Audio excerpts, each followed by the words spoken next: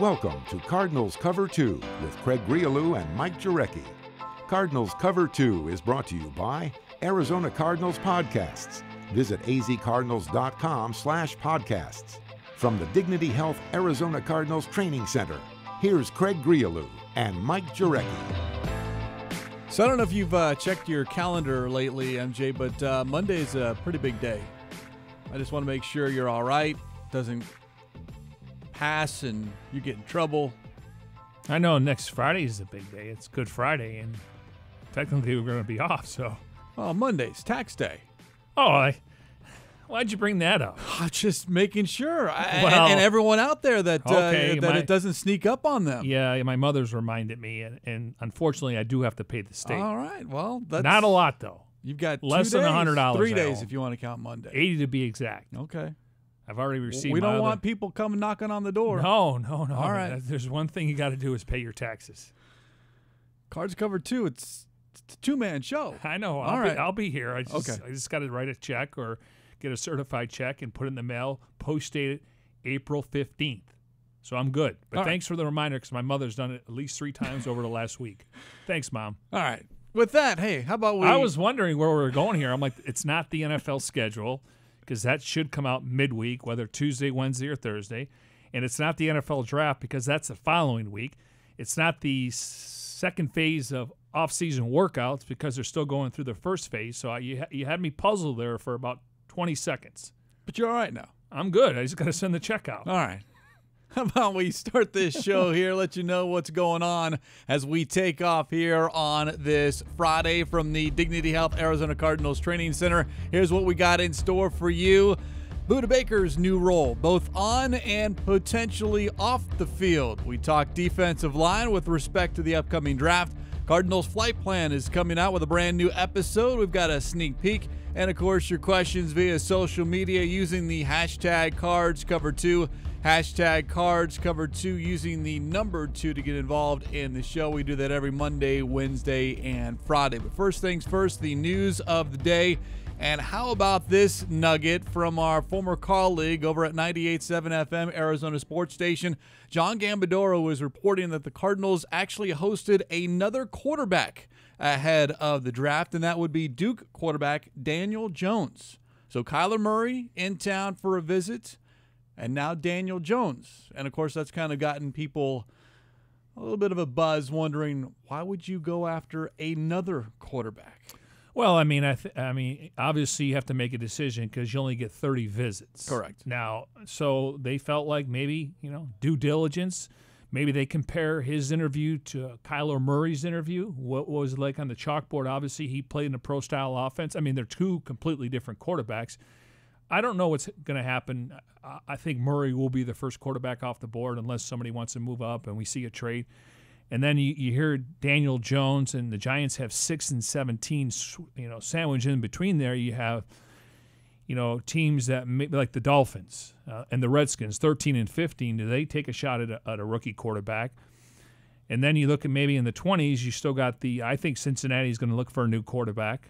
Nothing against Andy Dalton. You got a brand new head coach there, and I think he wants to have something what they had in Los Angeles with the Rams. Then you got the Chargers. I mean, I know they signed Tyrod Taylor to a 2-year, $6 million guaranteed, but they want to check that box, but they're in the win mode now. So it'll be interesting, but the guy that seems like he's slipping, and I could be completely wrong because I normally can filter through this stuff, is Dwayne Haskins. I don't know why. To me, he's a pocket passer. Yeah, but when people say slipping or rising, this is only on mock drafts because there is no one rising or falling on draft boards because when you set your draft board, it's set. Right, but I just wonder, is he in the top 10 on draft boards? Because I do the quarterbacks trump position players. And if you're a team like the Giants trying to find that future guy, they've drafted Davis Webb, Kyle Lauletta. Those guys were more 3rd and 4th round picks. So it'll be interesting. But I do think Murray, Jones, and Drew Lock. He fits the profile, the starts, the leader, the captain. He played in the Big 12 at Missouri. So, but then it's Haskins, and then we'll find out who's else. I mean, obviously Ryan Finley's a local guy. Maybe he's more of a 3rd or 4th round pick. I'm going to tell you this. I do think the Cardinals could take another quarterback late in the draft. later in the draft. Later, like maybe Fifth. the 5th or 6th, 7th round. And it would be, unless they fill all their needs.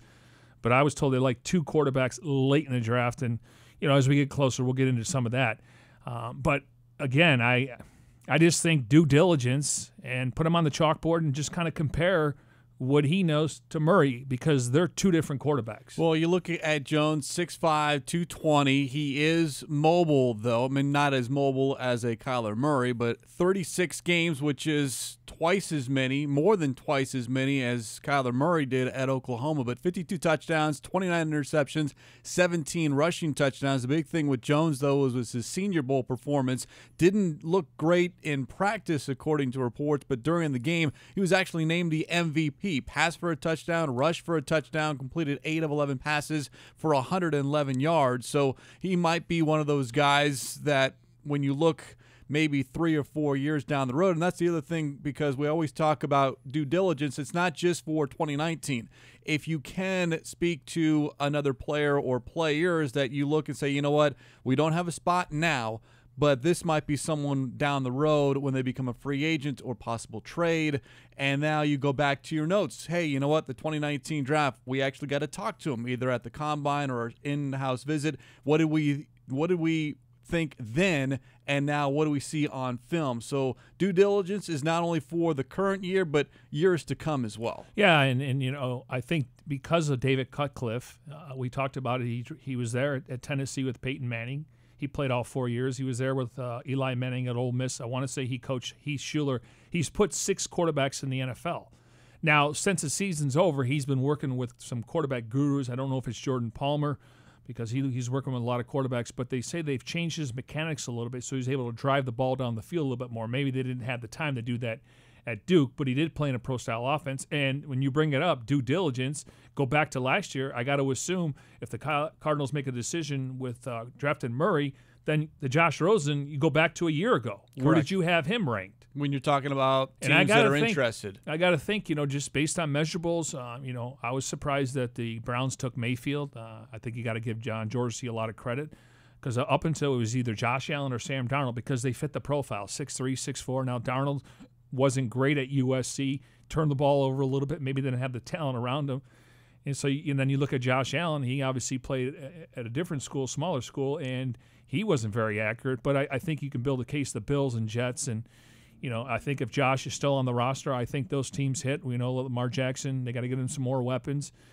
And then, you just throw in, the 4 quarterbacks that were drafted early, Mayfield, Darnold, Allen, and Rosen, and then you throw in Lamar Jackson. So I think last year's class is much better on paper. Now we need to let it play out. Yeah, the 2019 NFL Draft comes your way Thursday, April 25th. If you want to be a part of the fun, the Cardinals Draft Party will be taking place on the Great Lawn just outside State Farm Stadium. Opens at 4. The draft begins at 5, and 2 key points here: admission, parking, both free. Go to azcardinals.com/draft party for more information. I was talking to some of the employees that actually cover the draft for the Arizona Cardinals organization, and normally years, whether it was Patrick Peterson 5th overall, let's just go back to Hassan Reddick 13th. I mean, you better get there early because they're going to have the first pick, and I would not leave, because it's possible whether they make the pick at 1 or try to get back in the first round. So it's going to be interesting. You don't have to wait. I mean, whatever they do at 1 was going to dictate how the first round is going to shake out for not only the Cardinals, a lot of teams. So I'd make sure you get there early. And I like what you said, absolutely free admission, parking. You're going to be hanging out with other Cardinal fans. So have a good time. Take Lyft when you leave the stadium. So for the most part, I would say get there early, because you don't know what's going to happen. azcardinals.com/draft party again. Excuse me. Normally you show up a little bit later because you got time. Yes. This no time now. No. I mean, you're on the clock. As soon as the commissioner comes to the podium, the Arizona Cardinals are on the clock. All right, let's flash back here as we are just getting started on this Friday afternoon, the 2017 NFL Draft. The Cardinals, in the second round, drafted a player by the name of Budda Baker, number 36 overall. He won't be wearing 36 this season. He switched his number to 32. We talked about that, but we heard from Budda Baker earlier this week about that number switch, and he said it was a number that he wore ever since Little League.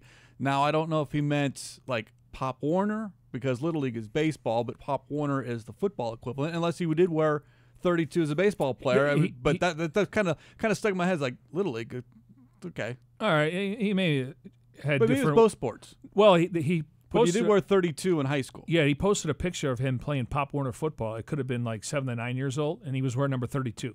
Yeah, so that is something to pay attention to. And he also discussed something that you, MJ, brought up real early in this offseason about Baker now with an expected role change and the fact that he will no longer be that slot corner, but moving to free safety. I mean, for me, I think I'm a hybrid type of guy, so I can you can plug me in anywhere. Like you said, last year I played nickel. Sometimes I played even will linebacker, depending on the matchup and all that type of stuff. So for me, I think I'm a hybrid player. I can play any type of position besides D-line. And but, yeah, I'm excited to go back to free safety this year, though. Do you have an idea how they talked about that? Yeah, so probably most likely going back to safety, which I'm very excited about because that's my, position. Yeah. Yeah, exactly. Give me a chance to get more picks because I have none. And that's the part that I laughed at as he smiled because I actually had to go back and look. 30 games, 20 starts, and he's absolutely correct. He has no interceptions. Got a couple of fumble recoveries and some sacks, but no INTs. He has a touchdown, too. Yes. I was going to say he does have a touchdown. Yeah, I mean, the Cardinals really liked him. Obviously, they moved up 9 spots, gave up a few extra picks to draft him. And so, obviously they probably took a look at the Tyrann Mathieu contract, and if Mathieu would have been able to stay healthy, maybe they go a different direction. But to me, he's part of the core moving forward, and it wouldn't surprise me when it's, his contract's up. He's one of the highest paid safeties in football. But the fact that he didn't complain last year playing in the slot, I thought he struggled in week 1. It's a different look. When you're in it back there, you can see how things are developing. You're at the line of scrimmage. You got the receivers trying to get off press coverage. If you get behind him, all of a sudden you're trailing the play. He got better as the season went on, and I'm glad he mentioned he was playing a little bit of will linebacker because he was in the box when Boston was out a little bit because Boston would play more in the box, but Thay was more your center fielder.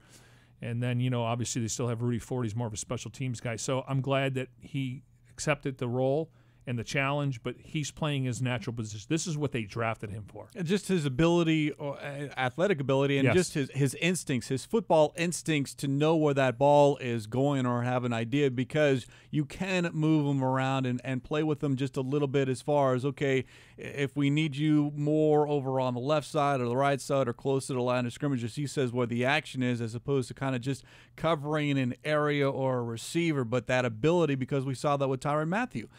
That nose for the football, and I think Budda Baker has that at least in his first 2 years. Yeah, I mean, he's a guy, I just think, from a tackling standpoint, I have no problem covering a tight end down the field. I mean, he's very athletic. He watches a ton of film. Very physical, too. Very physical, yeah. So I think it's only natural that he goes back there, and I'm glad that they made the right decision. Now we'll see how it plays out, but again, 3-4, a lot of guys have played in the 3-4, so I think it's going to be a quicker learning curve. Now, it wouldn't surprise me if we talk about what the defense could look like besides Patrick and Robert Alford on the edge. They're going to play man press coverage, so they're going to be right at the line of scrimmage.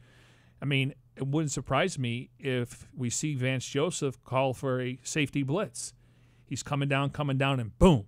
If he's uncovered, he's going to get to the quarterback or take him off his spot to maybe he gets rid of the ball a little bit quicker. So I do think he's going to get some activity getting to the quarterback, but you got to make sure you have it covered in the secondary. But if those corners can stay with their guys, hip to hip, running down the sidelines, it's going to open up things for him, possibly getting to the quarterback, at least getting off his mark, and maybe he makes a mistake. Craig, do you remember when Craig mentioned Budda has the nose for the ball? Do you remember? I remember a specific play that kind of sums that up. Do you remember in Houston 2 years ago where he dipped under the tackle, sacked the quarterback, and on the way down he stripped the ball and recovered the football? That's his best play of his career so far, and that's going to be hard to top as well. Yeah, it's just, and it was almost from day one, that 2017 season. Yeah, it was absolutely outstanding on special teams, but the amount of time on defense, you just always seemed to be where the action was. And you can't say that about a lot of guys. Some of it just, that's just not your role or your position, and others just kind of sometimes, let's be honest, they shy away from that. Yeah, and you look at it, and I've mentioned this in the past, and I think it's worthy of mentioning again. Their defensive backs coach at Washington under Chris Peterson is Jimmy Lake. They had Kenny King get drafted as a corner. I think Brian Murphy is probably one of the better corners. He can tackle, he can cover, a local product. I think he'll go, in the first round. I know Greedy Williams has more athleticism, but he doesn't like to tackle. So that coach has put these guys in, and when Cardinal scouts go up there, now Josh Scobie, former Cardinal, he's an area scout. He covers the Pac-12, okay? And then other guys will go up there, but they go to Jimmy Lake, and he gives you, truth. And and then you watch the film and you see the results. So anybody that comes out of UW as a secondary player, he's gotten great coaching over the years, and so maybe that was why Budda Baker was able to step in and play right away. Some guys have to learn it. He already kind of had a head start because of his position coach in college. So a new role on the field for Baker and perhaps off the field as well, and the fact that he might be asked to be a little bit more of a leader in that locker room. Yeah, we were doing, introductions yesterday, and I was like, Budda Baker year 3, and to me, I'm like, dang, I'm only in my 3rd year, but I feel like, I've been here longer. So for me, it's just to still learn from the older guys, but then again, take that extra step. I've been trying to take that extra step to, be there for whoever asks me any type of questions. So, typically, going into year 3, that's not really the year of being a leader, but let's remember in the NFL, the lifespan of a professional football player is just over 3 years, maybe close to 4. 3.5. And so you are a leader going into your 3rd year, and he has been here a while because this will be his 3rd head coach in as many seasons. And, so he's seen, experienced a lot, and I think guys that are coming into the league and maybe some of the new faces to the Cardinals might be just leaning on him a little bit just because he's familiar with what's going on. Yeah, and you take a look at it. He learned something from Tyrann Mathieu, and he learned a lot from Antoine Bethea because he's been with Bethea since he was drafted. So, you can't keep everyone. So, again, I think if you're a good player, then you can talk. You can be a leader. But I think his play on the field will be an example of what he's going to be able to accomplish. So I don't know how rah-rah he'll be, but he's going to be also in charge. And you got Swearinger back there who's got a strong personality. He's kind of a dog mentality. He wants to take your head off in a good way. So, the fact is that I don't know how rah-rah he'll be, but I think he'll lead by example. And you watch him play, it's really going to stand out. You brought up Tyrann Mathieu and Antoine Bethea. Baker did as well earlier this week when asked what those two veterans taught him. Just mostly the little things. It's the little things that matters. Even if it's like weight room, say you're injured and not injured, but say you're hurting or stuff like that. A lot of guys aren't going to want to lift, or a lot of guys are just going to try to get treatment and all that type of stuff. But guys like AB taught me that lifting helps you. Lifting helps, he said, get the kinks out and all that type of stuff. So little stuff like that, and then also, of course, little things on the field that can help me as well. Hey, any little tricks of the trade, especially if you can learn it early, will certainly help you in any walk of life, but, of course, on the playing field as well. Yeah, he was referring to A.B. Antoine Bethea, and, again, I think he was a sponge for a lot of these guys. They've had some quality safeties, Rashad Johnson for a long time, Adrian Wilson. So, we always focus on corners, but you need these safeties, and I'm hoping that Swearinger is going to have a good year. It's a contract year for him. He could be part of the future, but a lot of it's going to be hinged on how this team, stops the run and how are they against, forcing turnovers, because forcing turnovers will go a long way to help this offense out until they can figure it out. It is a Friday edition here on Cards Cover 2 as we broadcast from the Dignity Health Arizona Cardinals Training Center, and, of course, doing so in our Bose QC35s. Go to Bose.com for more information. A reminder, if you ever miss a show, you can download as a podcast via Apple Podcasts, Google Play Music, SoundCloud, or TuneIn. And, of course, you can find all your favorite Cardinal podcasts on azcardinals.com/podcasts. All right, let's get back to the draft talk. We are less than 2 weeks away. There is only one more Friday to go. 2 weeks from today, Cardinals will be introducing their number 1 overall draft pick, perhaps, unless they trade down, and, of course, getting ready for rounds 2 and 3. azcardinals.com continues its The 1-at-1 series, looking back at the last 30 number 1 overall draft picks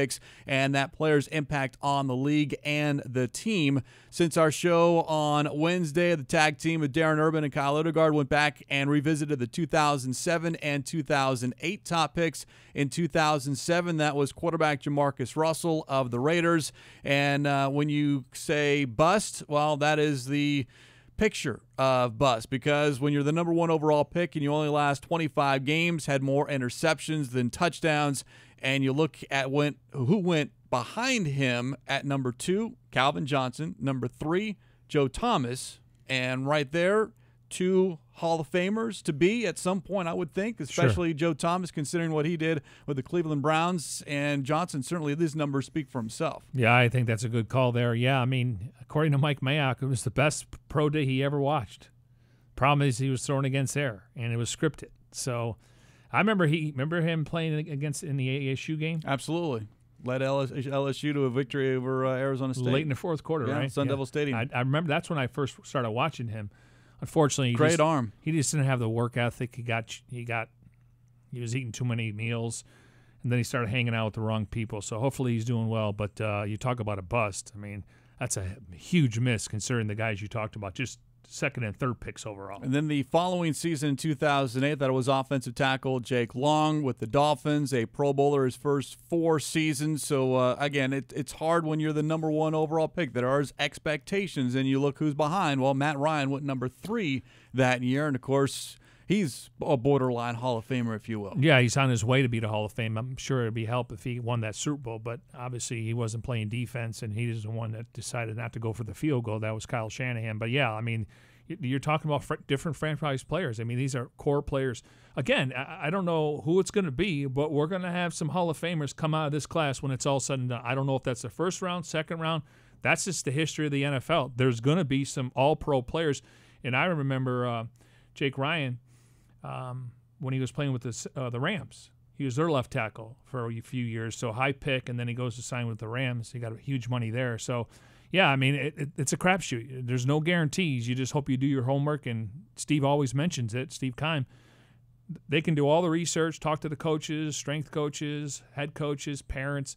They don't know what's between the ears, and they don't know what's in the chest. Does he love playing football, or is he doing it because of the money and the lifestyle? Absolutely. Big difference. Follow along on azcardinals.com. They do one a day. So over the weekend, there'll be one on Saturday and Sunday. And, of course, when we come back on Monday, we'll revisit 3 of the most recent top overall draft picks, 2009, 10, and 11. Of course, quarterback has dominated the talk in this year's draft. The 2019 draft class, though, very deep when it comes to the defensive line. Paul Calvisi and Kyle Odegaard right now discuss that position group and the latest draft primer.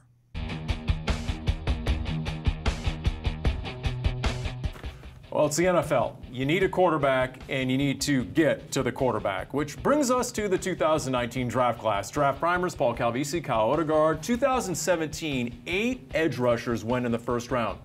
Hey, this draft could match that, couldn't it? Yeah, I mean, there's a ton of talent, especially up top when you talk about Nick Bosa and Josh Allen. Even the second-tier guys, Montez Sweat and Ed Oliver, like, you look at what they did at the Combine, guys that big aren't supposed to run that fast and lift that much, but... And then there's like 17 guys from Clemson who are going to go in the first round. I mean, you know, they're loaded, obviously. Right.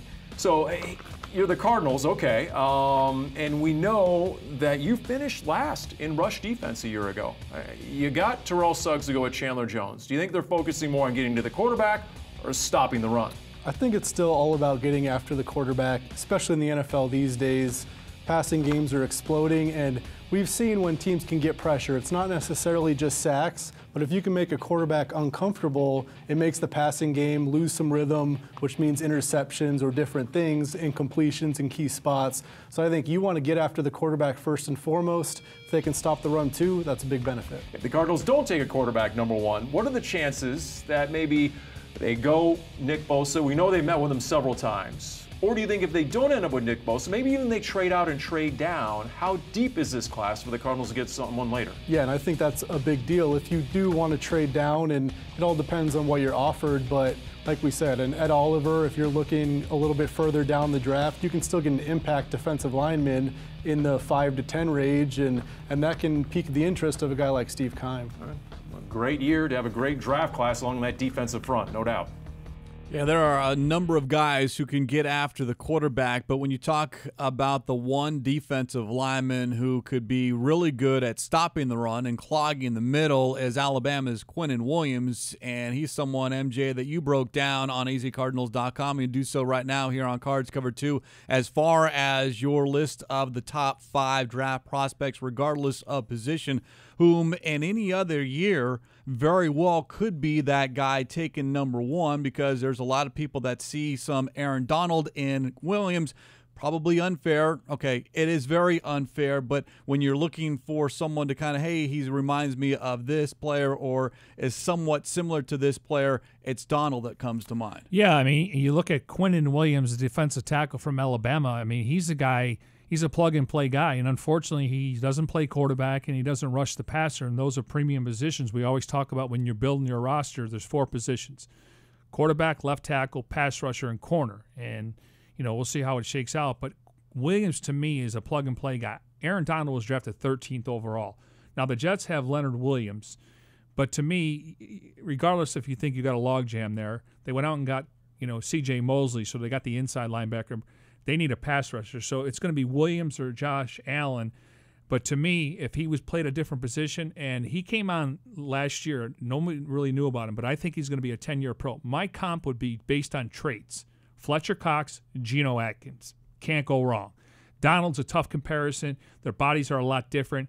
But I would say Fletcher Cox and Geno Atkins. And I do think he's going to be a top 4 pick. He could. The Niners, they got a bunch of D tackles: Solomon Thomas, DeForest Buckner, Eric Armstead.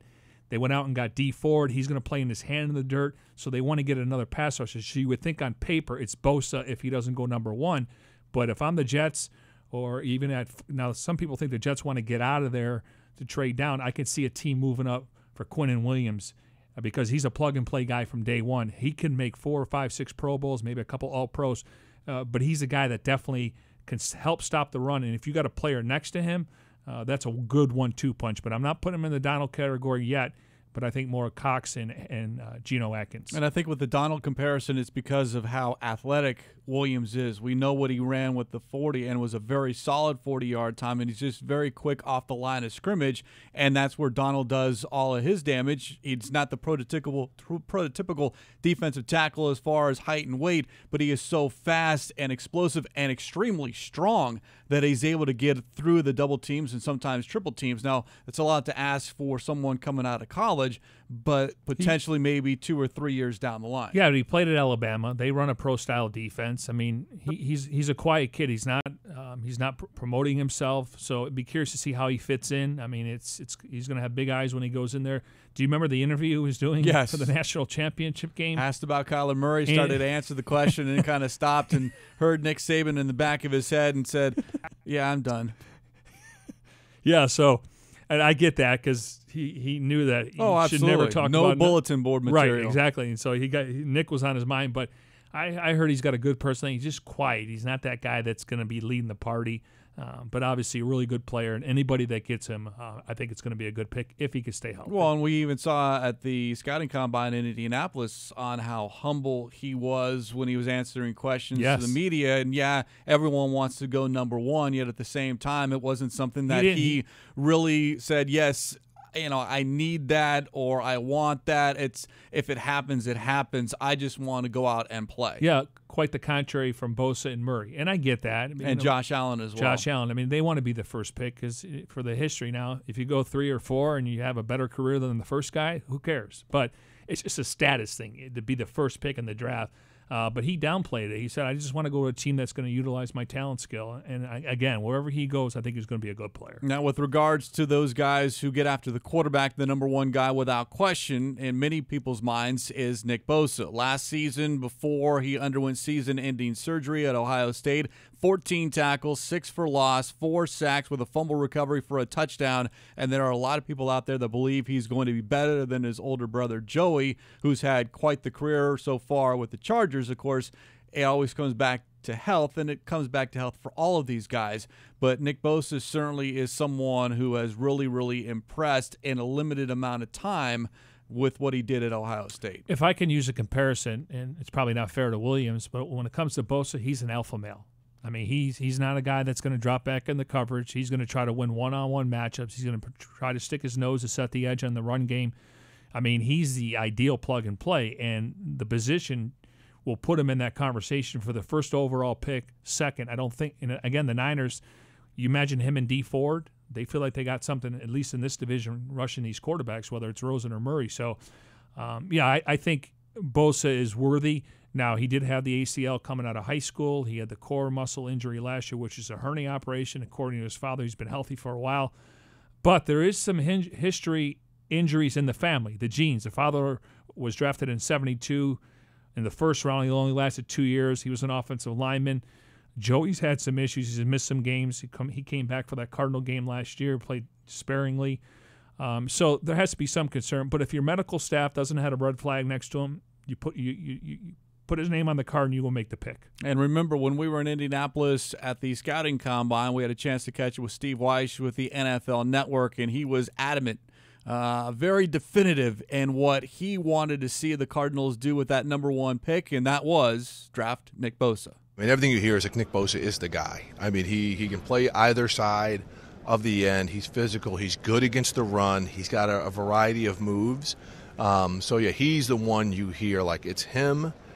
There's no real 1A. So he's the one, and then there's the 2, and whether that's Josh Allen, whether that's Rashawn Gary, in terms of edge rushers, whatever your team, the system, the scheme, and all that is the fit. But Bosa is a guy, but he's kind of an even front scheme. He's a 4-3 defensive end. He's not an outside linebacker. So that will factor in, depending on what you want. All right, what about medical? We talked, his father was drafted in 1972, only played 2 seasons. We know Joey was a 3rd overall pick, missed some time. Now, he did have an ACL injury coming out of high school going into college, and then Dr. Myers in Philadelphia, who's one of the best specialists in the country, now it's considered a core muscle injury versus a hernia operation. Obviously, to me, we wouldn't be talking about this, but how important is the medical for him? It's huge. I mean, it's huge now. It's the core muscle. He missed most of last season. He has had plenty of time to heal and rehab. Exactly. I know he was in L.A. working out with Joey for much of the season, so he'll be fine. He's going to come here. I don't think people are going to look at the family history and say it's genetic. I mean, you tear an ACL, you tear an ACL. You play the sport. It's the nature of the beast, because these guys, the Bosas, are physical freaks. I mean, they're 6'5", 270, 5% body fat. They look, the part of the extreme athlete if you put it together. But, I mean, the medical is going to be important for him, as it is for all of these guys, but for him in particular, because he is the likely 1st overall pick. Now, normally when there's some question marks about any kind of medical from the combine, and usually agents will make sure he goes to the right doctor. But this week in Indianapolis, they had rechecks. Like Hollywood Brown, the wide receiver from Oklahoma. He has a Liz Frank. He's scheduled to be ready for possibly late off-season workouts, worst-case training camp. There's some other guys out there. I think Bryce Love was back in Indianapolis as well. And he tore his ACL late in the year, and he thinks he's going to be ready for the season, which is Adrian Peterson stuff. They say it takes 9 to 12 months if he comes back in that time, and who knows where he's going to get drafted. Now, when I said it'd be, you look at San Francisco and you'd have D. Ford and Bosa, let's look at the Cardinals. You'd have Chandler Jones, Bosa, and Suggs. And now all of a sudden, Bosa could play with his hand in the dirt on the outside in a 3-4, and then you have Suggs right behind him. So it'd be fascinating for any team to plug him with your number 1 guy, and that's Chandler Jones. Well, just the veteran mentorship that Bosa would get with a Suggs and a Chandler Jones. And if Suggs is only here for a year or comes back for a second year, you would have that guy already in waiting and even be the guy when Chandler Jones moves on. Yeah, and we know that, if teams offensively are between 60 and 65 snaps, you would love to say Bosa and Chandler is going to play 100%. But if you want these guys fresh in the 4th quarter and fresh in November and December, you have to have somewhat of a rotation. But I would think that if you're Vance Joseph, you find a way to get Jones, Bosa, and Suggs on the field. And then Brooks Reed's more of a special teams guy, energy guy. He could set the edge. Maybe he's more of a 1st and 2nd down guy. Again, he could play also on the edge. And then you have Darius Philon, where he can move around. He can play nose tackle in certain situations. We know Gunter can play nose tackle. So that's really good about position flexibility. But if you pair him with Chandler Jones, look out. Yeah, Field Yates, ESPN NFL insider and co-host of the Fantasy Focus Football, was also high on Bosa when we caught up with him as well at the scouting combine in Indianapolis. Yeah, I think if Nick Bosa checks out medically, which all the expectations are that he will, obviously he had plenty of time to get back from that core injury that I think cost him all but about 6 quarters this past season. Ohio State had a great year even without him, which speaks to the talent they have there. But to me, he's the guy. He's the guy, and just it's such a unique league in this sense, and that you need athletic ability to win. But what I think takes a pass rusher from good to great, or great to one of the best, is that it's all good that you can win with speed off the edge or quickness, but at some point you're going to run into a buzzsaw of an offensive tackle, and they're going to engage you, or they're going to double team you, they're going to chip you.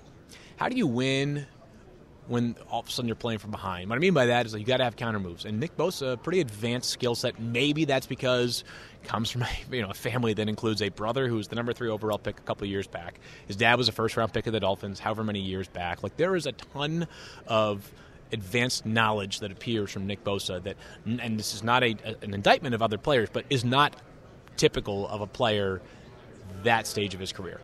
And since the end of the season, up until Kyler Murray made that commitment that he was going to go all in on football, it was Nick Bosa as the consensus number 1 since maybe December. And now the consensus is more towards Kyler Murray, though there are still some out there that have Bosa up there at number 1, because if you believe Josh Rosen is the guy, and I'm not ready to move on from him, but that's my opinion, then you get that best defensive player, and it's Nick Bosa or Quinnen Williams, whichever one you like, and there are much more smarter people making this decision than either one of us.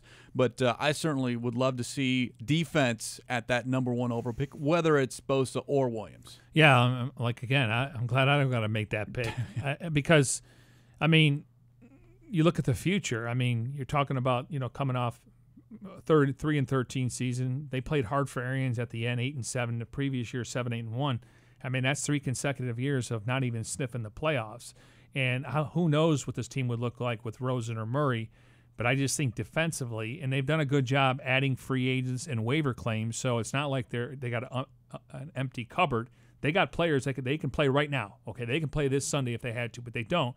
And that's why you want to continue to add to it. But it's a tough decision because we know quarterback trumps a lot of positions, but when you get a legit pass rusher opposite of Chandler Jones, I mean, that creates havoc. I mean, that leaves offensive coordinators up at night. Who are we going to double team here? Who are we going to chip? And then all of a sudden they can bring another guy.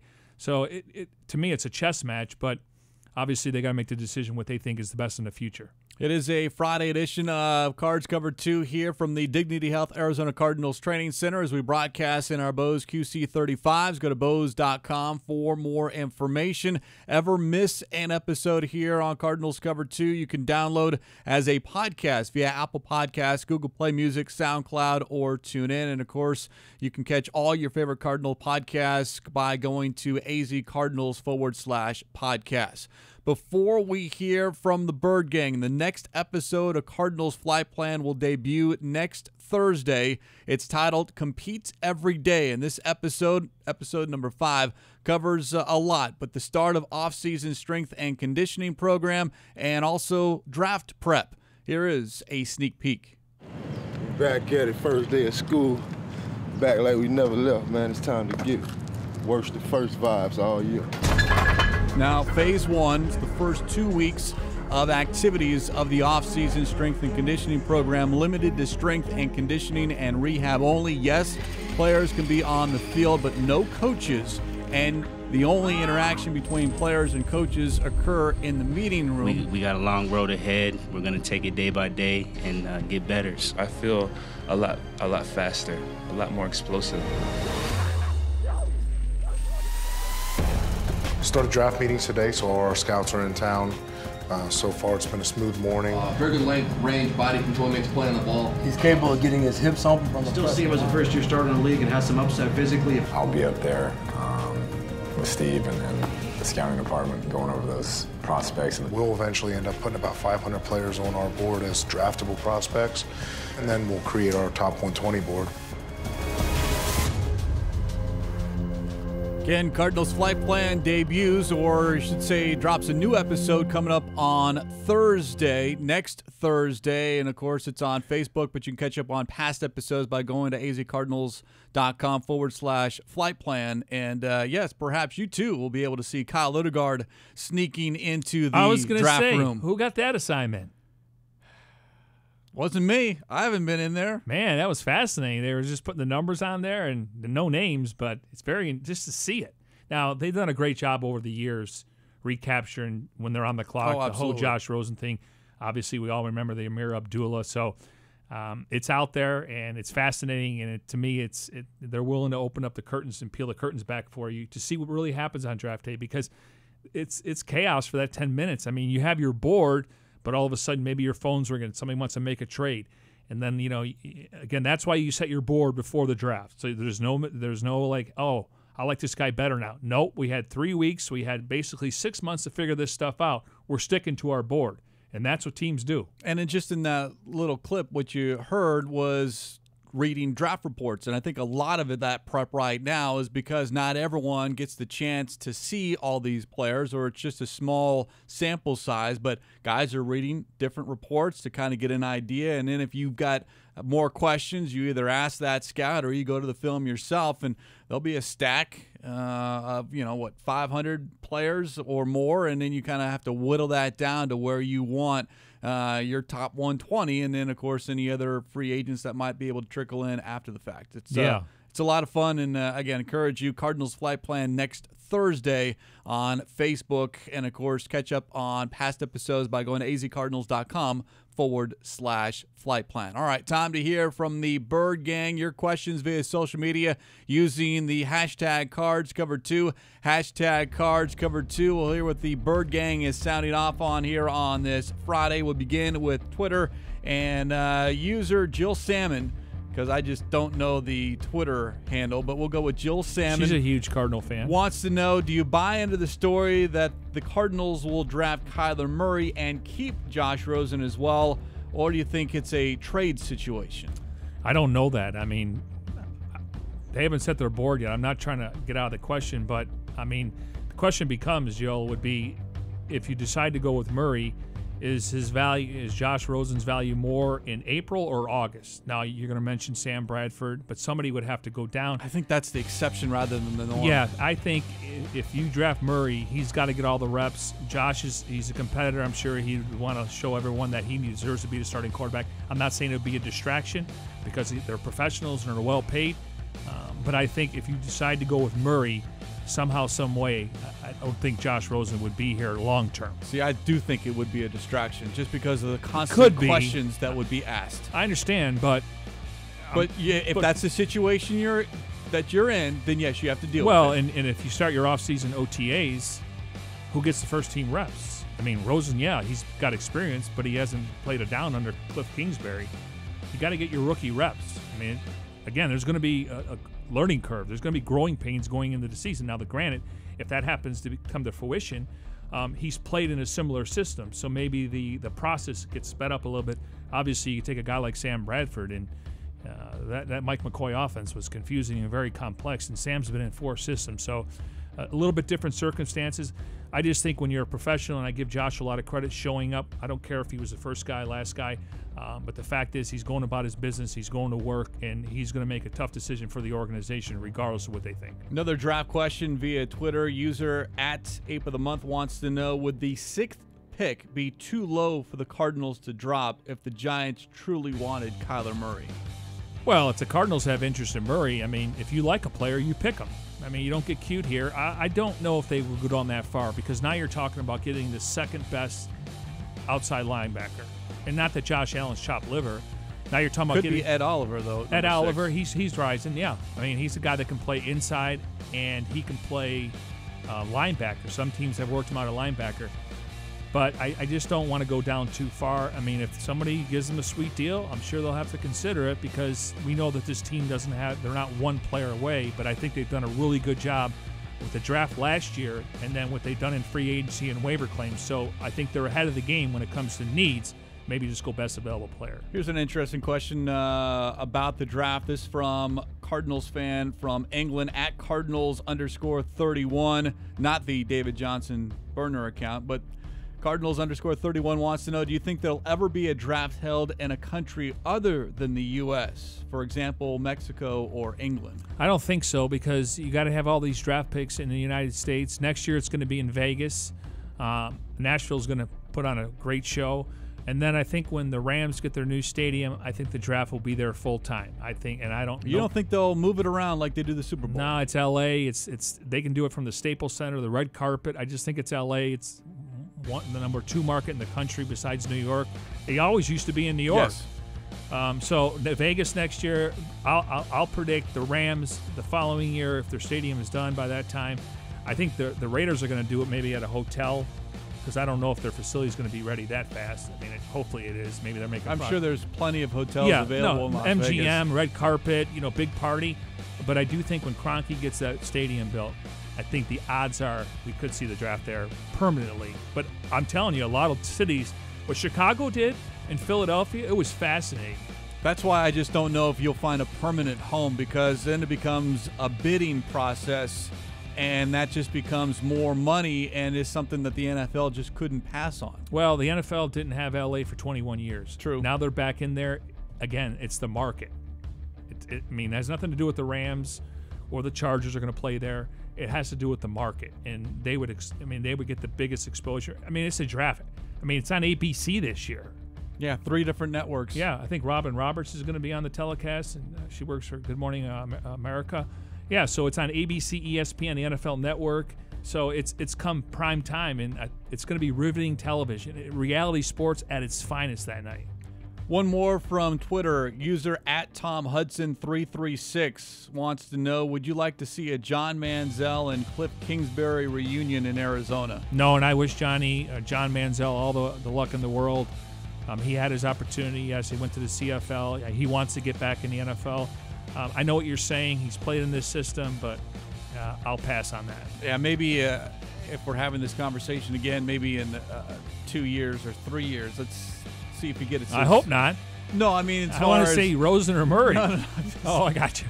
No, if Kingsbury's still the coach and things are going well, and you need someone as a backup, a veteran or whatever that knows the system. But yeah, I'm with you. Yeah, I wish the kid luck.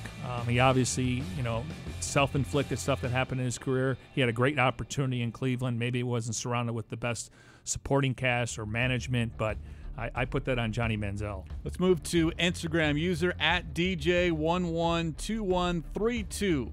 Who are some of the guys the Cardinals could look at on day 2 of the draft, 2nd and 3rd round? And he threw out Eric McCoy and Chris Lindstrom. Yeah, I mean, clearly it's going to hinge on what they do with the first overall pick, or they trade down, they get another player. I think the Cardinals are interested in going back in the first round so they get that 5th-year option, and they need an X receiver.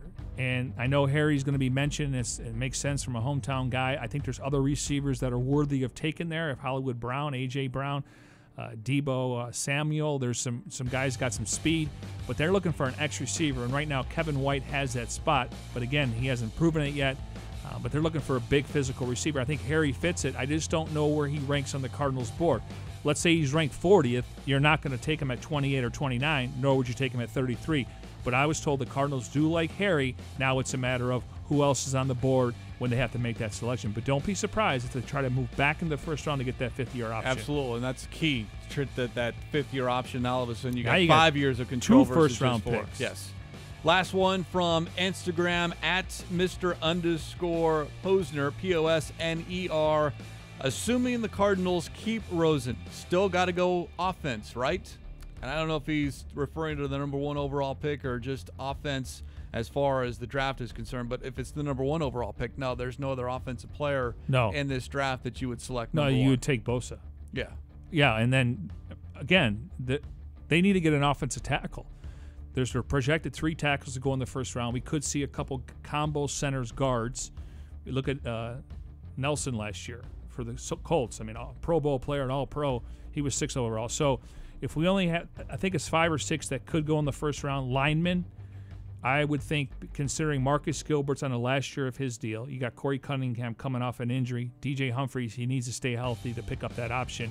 I would think you want to get a guy in the mix for the future. So I think wide receiver, I think offensive tackle in particular, not guard, because you got Shipley, Gossett, and then you got Max Garcia as your backup. So I would think wide receiver, offensive tackle, and maybe inside linebacker. I mean, I know they signed Hicks and they got Reddick, but you got Dennis Gardeck, you got Zeke Turner, you got Joe Walker. All those guys are teams, so maybe you want to get some depth there at inside linebacker. Appreciate the Bird Gang sounding off here on this Friday. Good questions. Keep them coming using the hashtag CardsCover2. Hashtag CardsCover2. We'll do it again on Monday. Always appreciate hearing from Cardinals fans, not only here in Arizona, but throughout the entire world. That's right, the Cardinals brand, especially in England. A lot of good fans out there, so appreciate everyone sounding off and, of course, watching here on Cards Covered 2. And with that, we will say so long for this week here. One more week, one more full week to go before the draft coming up on April 25th. So we are getting closer and closer. Appreciate everyone's involvement behind the scenes. Special thanks to Tim Delaney, Jim Omohundro, Jeremy Schnell, and Jesse Aranda. For Mike Jurecki, who's got to mail a check here in the next 3 days, I'm Craig Grialou. Don't forget, it is tax day on Monday. MJ almost forgot. We'll talk to you on Monday here on Cards Cover 2.